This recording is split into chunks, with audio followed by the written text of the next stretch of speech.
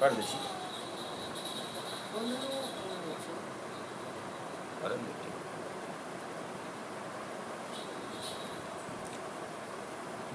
श्रीमद्भागवत महापुराण चतुर्दश स्कंध है। इस समय से पढ़े वाला की इस समय से पढ़े।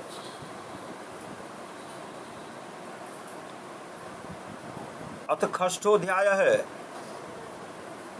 ब्रह्मादि देवताओं का कैलाश जाकर श्री महादेव जी को मनाना। श्री मैत्रेय जी कहते, विदुर जी, इस प्रकार जब रुद्र के सेवकों ने अपने समस्त देवताओं को हरा दिया और उनके संपूर्ण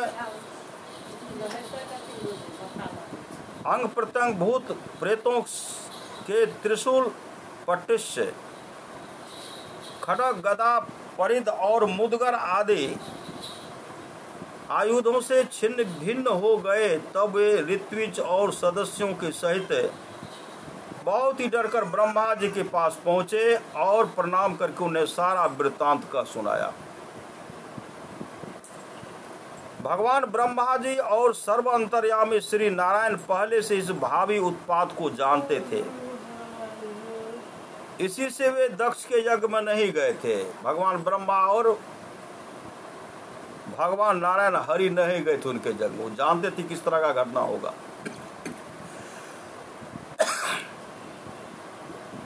अब देवताओं के मुख से वहां की सारी बात सुनकर उन्होंने कहा, देवताओं, परम समर्थ तेजस्वी पुरुष से कोई दोष भी बन जाए तो भी उसके बदले में अपराध करने वाले मनुष्यों का भला नहीं हो सकता। फिर तुम लोगों ने तो यज्ञ में भगवान शंकर का प्राप्त भाग न देकर उनका बड़ा भारी अपराध किया है। परंतु शंकर जी बहुत शीघ्र प्रसन्न होने वाले हैं, इसलिए तुम लोग शुद्ध हृदय से उनके पैर पकड़कर उन्हें प्रसन्न करो, उनसे क्षमा मांगो। दक्ष के दुर्वचन रूपी बाणों से उनका हृदय तो पहले से ही बिंध रहा था, उस पर उनकी प्रिया सती जी का वियोग हो गया।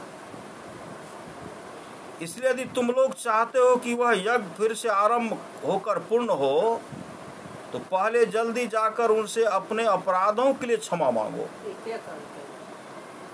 देवता सब कहे छे।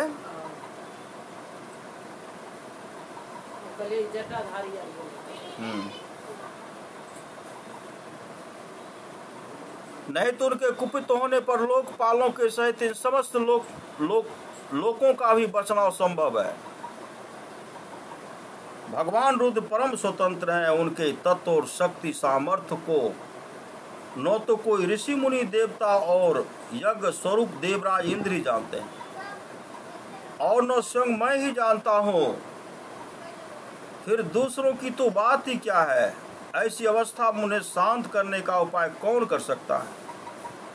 देवताओं ने इस प्रकार कहकर ब्रह्मा जी उनको देवताओं से इस प्रकार कहकर, यह कौन ब्रह्मा जी कह रहे थे देवता सबको, देवताओं से इस प्रकार कहकर ब्रह्मा जी उनको पतियों को और पितरों को साथ ले अपने लोक से पर्वत श्रेष्ठ कैलाश को गए। भगवान शिव के पास अपने पितरों को लेकर के, प्रजापतियों को लेकर पितरों को साथ ले अपने लोक से पर्वत श्रेष्ठ कैलाश को आ गए, जो भगवान शंकर का प्रिय धाम है। उस कैलाश पर औषधि, तप, मंत्र तथा योग आदि उपायों से सिद्धि को प्राप्त हुए और जन्म से ही सिद्ध देवता नित्य निवास करते हैं। किन्नर, गंधर्व और अप्सरा आदि सदा वहां बने रहते हैं।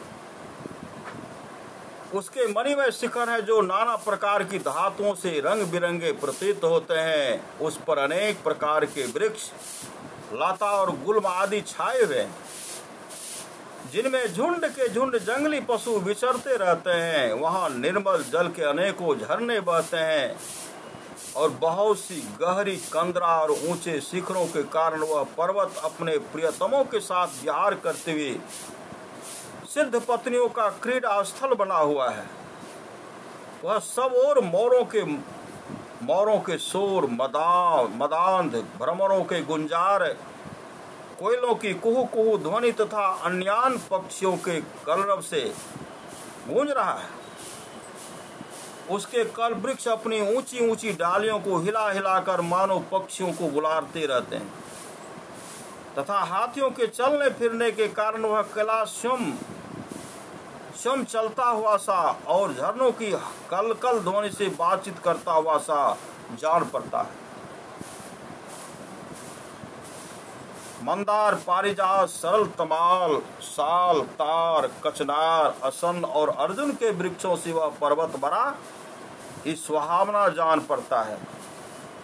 आम, कदम, नीप, नाग, पुन्नाग, चंपा, गुलाब, अशोक, मौलश्री, कुंद, कुर्बक, सुनहरे, सतपत्र, कमल, इलायची और मालती की मनोहर लताएं तथा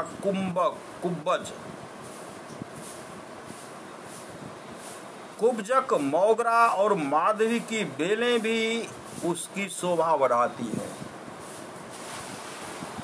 कटहल, गुलर, पीपल, पाकर, बर, गूगल, भोज वृक्ष, औसत जाति के पेड़, केले आदि जो फल आने के बाद काट दिए जाते हैं, सुपारी, राजपूग, जामुन, खजूर, आमरा, आम, पियाल, महुआ और लिसोड़ा आदि विभिन्न प्रकार के वृक्षों तथा पोले और ठोस बांस के झुरमुटों से वह पर्वत बड़ा ही मनोहर मालूम होता है। उसके सरोवरों में कुमुद, उत्पल, कलहार और शतपत्र आदि अनेक जाति के कमल खिले रहते हैं। उनकी शोभा से मुग्ध होकर कलरव करते हुए झुंड के झुंड पक्षियों से वह बड़ा ही भला लगता है। वहां जहां तहां हरिण, बानर, सुअर, सिंह, रीछ, शाही, नीलगाय, सरभ, बाघ, कृष्ण मृग, भैंसे, करनात्र, एक पद, अश्वमुख, भेरी और कस्तूरी मुंह मृग घूमते रहते वहां तथा वहां के सरोवरों के तट केलों की पंक्तियों से घिरे होने के कारण बड़ी शोभा पाते हैं। उसके चारों ओर नंदा नाम की नदी बहती है, जिसका पवित्र जल देवी सती का स्नान करने से और भी पवित्र एवं सुगंधित हो गया है। भगवान भूतनाथ की निवास स्थान उस कैलाश पर्वत की ऐसी रमणीयता देखकर देवताओं को बड़ा आश्चर्य हुआ। देवताओं को देखकर क्या हुआ? बड़ा आश्चर्य हुआ, बहुत आश्चर्य हुआ। इतना सुंदर जगह है कैलाश पर्वत, भगवान शिव के रहने का स्थान।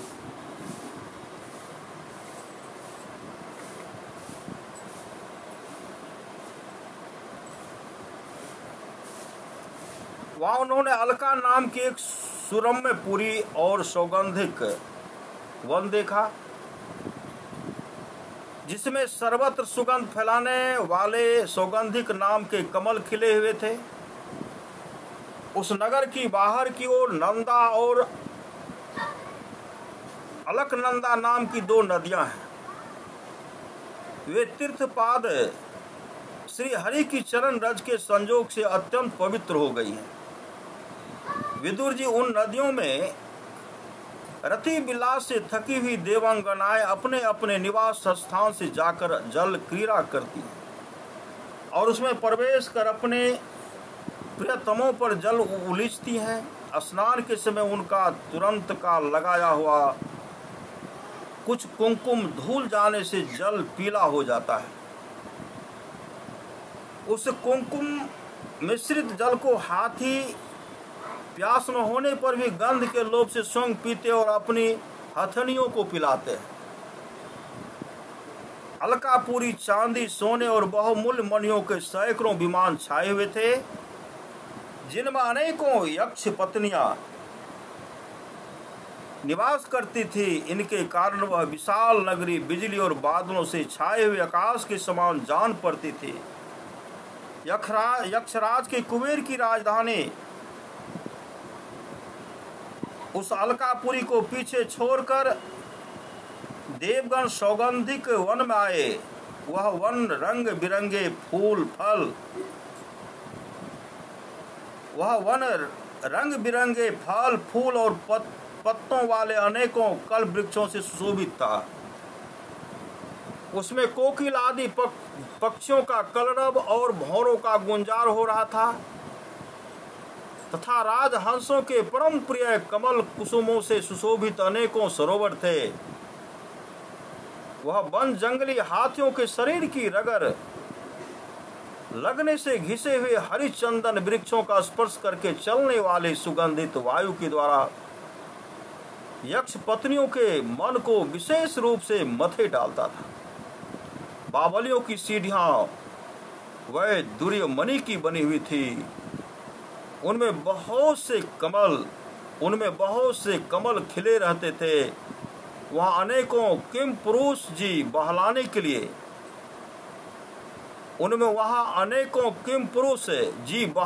लिए आए हुए थे। इस प्रकार से वन की शोभा निहारते जब देवगण कुछ आगे बढ़े तब उन्हें पास एक वट वृक्ष दिखलाई दिया। वह वृक्ष 100 योजन ऊंचा था। 100 योजन 400 कोस ऊपर ऊंचा, 4 कोस तक ऊपर था वह वृक्ष 100 योजन ऊंचा था तथा उसकी शाखाएं 75 योजन तक फैली हुई थी। 75 योजन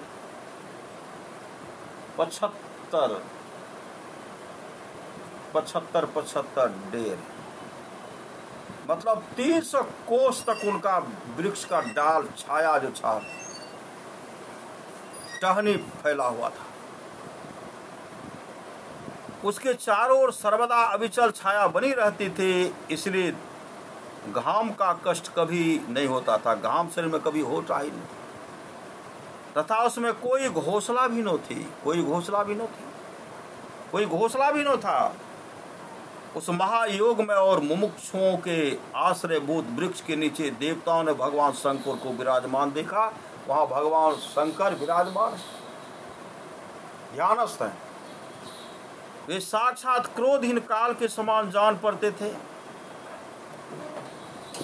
भगवान भूतनाथ का श्री अंग बड़ा ही शांत था।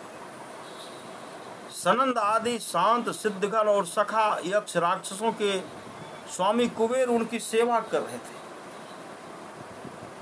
जगतपति महादेव जी सारे संसार के सुहृद हैं। स्नेहवश सबका कल्याण करने वाले वे लोकहित के लिए ही उपासना, चित्त की एकाग्रता और समाधि आदि साधनों का आचरण करते रहते हैं। संध्याकालीन मेघ की सी कांति वाले शरीर पर वे तपस्वियों के अभिष्ट चिन्ह भस्म, दंड, जटा और मृग चर्म एवं मस्तक पर चंद्रकला धारण किए हुए थे। वे एक कुश आसन पर बैठे थे और अनेकों साधु श्रोताओं के बीच में श्री नारद जी के पूछने से सनातन ब्रह्म का उपदेश कर रहे थे। उनका बायां चरण दाईं जांघ पर रखा था। वे बायां हाथ बाएं घुटने पर रखे, कलाई में रुद्राक्ष की माला डाले तर्क मुद्रा से विराजमान थे। कलाई में रुद्राक्ष की माला। वे योगपट काठ की बनी हुई टेकनी का सहारा लिए एकाग्र चित्त से ब्रह्मानंद का अनुभव कर रहे थे। लोकपालों के सहित समस्त मुनियों ने मनन शीलों में सर्वश्रेष्ठ भगवान शंकर को हाथ जोड़कर प्रणाम किया। यद्यपि समस्त देवता और दैत्यों का अधिपति भी श्री महादेव जी के चरण कमलों को वंदना करते हैं, तथापि वे श्री ब्रह्मा जी को अपने स्थान पर देख तुरंत खड़े हो गए। ब्रह्मा जी को जैसे आदि देखते हैं, भगवान शिव खड़े हो गए। और जैसे वामन अवतार में परम पूज्य विष्णु भगवान कश्यप जी की वंदना करते हैं, उसी प्रकार सिर झुकाकर उन्हें प्रणाम किया। इस प्रकार शंकर जी के चारों ओर जो महर्षियों सहित अन्य सिद्धगण बैठे थे, उन्होंने भी ब्रह्मा जी को प्रणाम किया। सबके नमस्कार कर चुकने पर ब्रह्मा जी ने चंद्रमौली भगवान से, जो अब तक प्रणाम की मुद्रा में ही खड़े थे, हंसते हुए कहा। श्री ब्रह्मा जी ने कहा, देव, मैं जानता हूं आप संपूर्ण जगत के स्वामी हैं। हाँ, श्री ब्रह्मा जी ने कहा, देव मैं जानता हूं आप संपूर्ण जगत के स्वामी है, क्योंकि विश्व की योनि शक्ति प्रकृति और उसके बीच शिव पुरुष से परे जो एक रस ब्रह्म है, पर ब्रह्म है, वह आप ही। भगवान, आप मकरी के समान ही अपने स्वरूप भूत शिव शक्ति के रूप में क्रीड़ा करते हुए लीला से इस संसार की रचना पालन संहार करते हैं। आपने धर्म और अर्थ की प्राप्ति कराने वाले वेद की रक्षा के लिए दक्ष को निमित्त बनाकर यज्ञ को प्रकट किया है।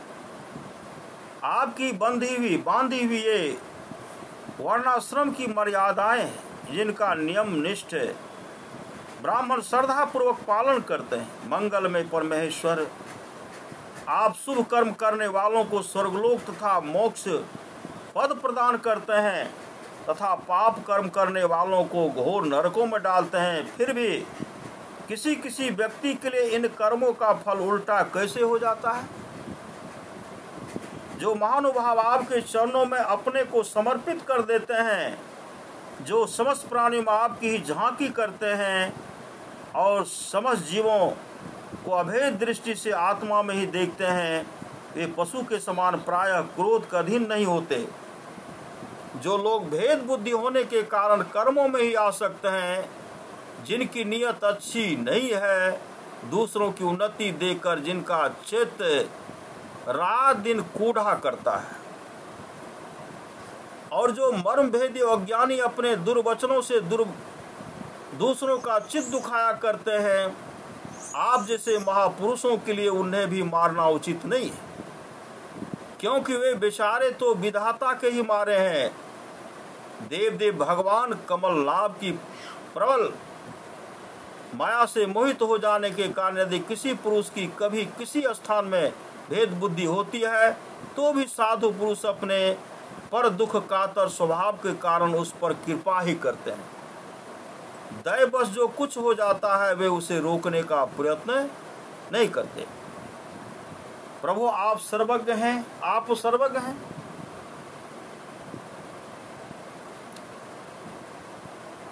परम पुरुष भगवान की दुस्तर माया ने आपकी बुद्धि का स्पर्श भी नहीं किया है। अतः जिनका चित्त उसके वशीभूत होकर कर्म मार्ग में आसक्त हो रहा है, उनके द्वारा अपराध बन जाए तो भी उन पर आपको कृपा ही करनी चाहिए। भगवान, आप सबके मूल हैं, आप ही संपूर्ण यज्ञों को पूर्ण करने वाले हैं। यज्ञ भाग पाने का भी आपको पूरा अधिकार है, फिर भी से दक्ष यज्ञ के बुद्धिहीन याचकों ने आपको यज्ञ भाग नहीं दिया। इसी से आपके द्वारा विध्वस्त हुआ। अब आप इस अपूर्ण यज्ञ का पुनरुद्धार करने की कृपा करें।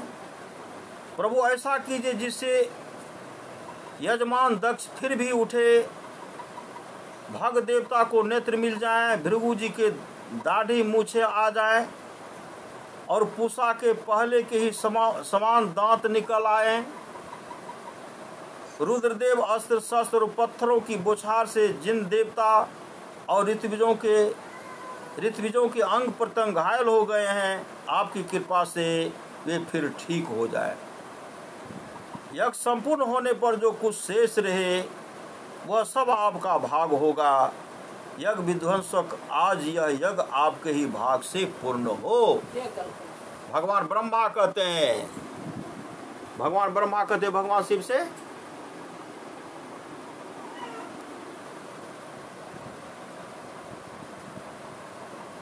यज्ञ विध्वंसक, आज यह यज्ञ आपके ही भाग से पूर्ण हो। श्री सद्गुरु महाराज की जय, श्री सद्गुरु महाराज की जय, श्री सद्गुरु महाराज की जय।